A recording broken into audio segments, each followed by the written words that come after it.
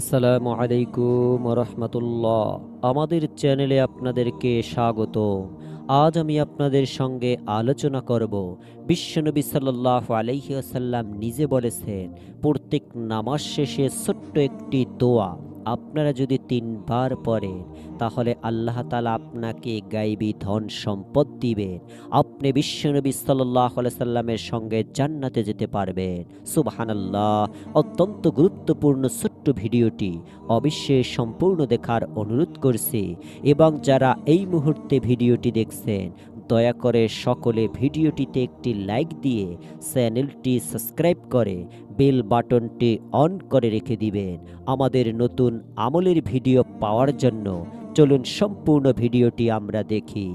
নামাজ শেষে সালাম ফিরানোর পরে যেই সমস্ত জিকির এবং দোয়া বিশ্বনবী সাল্লাল্লাহু আলাইহি ওয়াসাল্লাম করতেন, সেইগুলি আমরাও করব। নবীজি সাল্লাল্লাহু আলাইহি ওয়াসাল্লাম প্রত্যেক ফরজ নামাজের পর সাধারণ নিয়মে তাসবিহ, তাহলিল, জিকির, আজকার ও দোয়া পড়তেন। হাদিসের বর্ণনা উঠে আসা সেই সমস্ত কমান, তাসবিহ, তাহলিল, জিকির, আজকার ও দোয়াগুলি আমি সংক্ষেপে কয়েকটি তুলে ধরছি। হযরত সাওবান রাদিয়াল্লাহু তাআলা বর্ণনা করেছেন, আল্লাহর রাসূল সাল্লাল্লাহু আলাইহি ওয়াসাল্লাম নামাজ শেষে 3 বার ইস্তিগফার পড়তেন, আল্লাহ তাআলার কাছে ক্ষমা চেয়ে আস্তাগফিরুল্লাহ পড়তেন। তারপর তিনি একবার পড়তেন, আল্লাহুম্মা আনতাস সালাম ওয়া মিনকাস সালাম তাবারাকতা ইয়া জাল জালালি ওয়াল ইকরাম। এটি একবার পড়তেন, অর্থাৎ হে আল্লাহ, তুমি শান্তির প্রতীক, তুমি শান্তির উৎস, এবং শান্তিধারা তোমার কাছ থেকেই প্রবাহিত, তুমি বরকতময়, হে মহত্ব সম্মানের অধিকারী। মুসলিম এবং মিশকাত শরীফের একটি হাদিস, নবীজি সাল্লাল্লাহু আলাইহি ওয়াসাল্লাম প্রত্যেক ফরজ নামাজের পরে সালাম ফিরানোর পরে এই দোয়াটিও পড়তেন, আর সেটি হচ্ছে, লা ইলাহা ইল্লাল্লাহু ওয়াহদাহু লা শারীকা লাহু লাহুল মুলকু ওয়া লাহুল হামদ ওয়া হুয়া আলা কুল্লি শাইইন কদির। এটিও তিনি অত্যন্ত একবার পড়তেন। এই দোয়ার অর্থ হচ্ছে, আল্লাহ ছাড়া কোনো উপাস্য নেই, তিনি এক, তার কোনো শরিক নেই, রাজত্ব তার, প্রশংসা শুধু তারই, তিনি সব কিছুর উপর সর্বশক্তিমান। বুখারী ও মুসলিমের হাদিস। বিশ্বনবী সাল্লাল্লাহু আলাইহি সাল্লাম এমন কিছু দোয়া এবং আমল করতেন, যেই দোয়া এবং আমলগুলো করলে আল্লাহ তাআলা আপনাদেরকেও রিজিকে বরকত দান করবেন, আপনাদেরকে গায়বী ধন সম্পদ দান করবেন।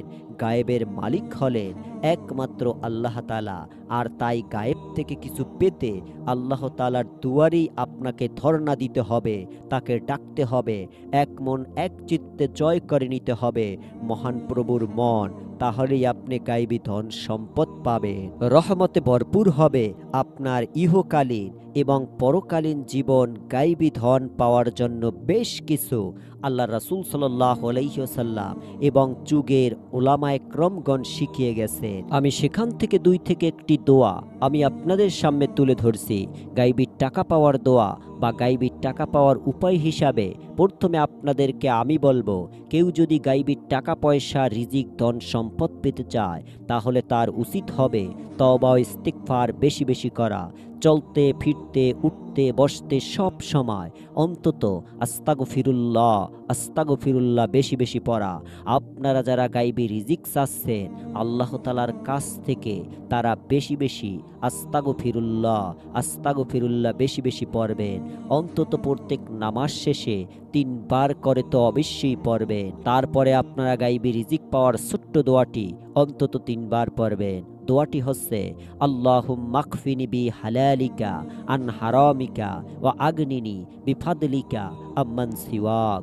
আমি আবারও বলছি, আল্লাহুম্মা কফিনি বি হালালিকা আন হারামিকা ওয়া আগনিনি বিফাদলিকা আম্মান সিওয়াক। এই দোয়াটি অন্তত 3 বার পড়বেন। আমি আমার দিনী ভাই ও বোনদের অনুরোধ করব, এই দোয়াটি হচ্ছে গায়বী রিজিক পাওয়ার দোয়া। আল্লাহ তাআলা আপনাদেরকে এই দোয়ার মাধ্যমে গায়বী ধন সম্পদ দান করবেন ইনশাআল্লাহ। এবং একটি ছোট্ট দোয়া শিখিয়ে দিচ্ছি, এই দোয়াটিও আপনারা প্রত্যেক ফরজ নামাজের পরে অন্তত একবার পড়লে বিশ্বনবী সাল্লাল্লাহু আলাইহি সাল্লামের সঙ্গে আপনি জান্নাতে যেতে পারবেন ইনশাআল্লাহ। দোয়াটি হচ্ছে রদিতু বিল্লাহি রব্বাও অবিল ইসলামি দীনাও অবি মুহাম্মাদিন সাল্লাল্লাহু আলাইহি ওয়াসাল্লাম নবিআ ও রাসূলা। আমি আবারও একবার বলে দিচ্ছি, আপনারা স্ক্রিনশট নিতে পারেন, দেখে দেখে পড়তে পারবেন ইনশাআল্লাহ। রদিতু বিল্লাহি রব্বাও অবিল ইসলামি দীনাও অবি মুহাম্মাদিন সাল্লাল্লাহু আলাইহি ওয়াসাল্লাম নবিআ ও রাসূলা।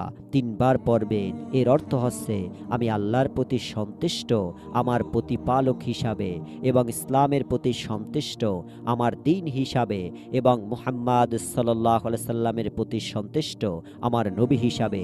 এর ফজিলাত হিসাবে বলা হয়েছে, বিশ্বনবী প্রিয় নবী সাল্লাল্লাহু আলাইহি সাল্লাম বলেন, আমি তার দায়িত্ব নিলাম, আমি তার দায়িত্ব নেব কিয়ামতের দিন, আমি তাকে তার হাতে ধরে জান্নাতে নিয়ে যাব।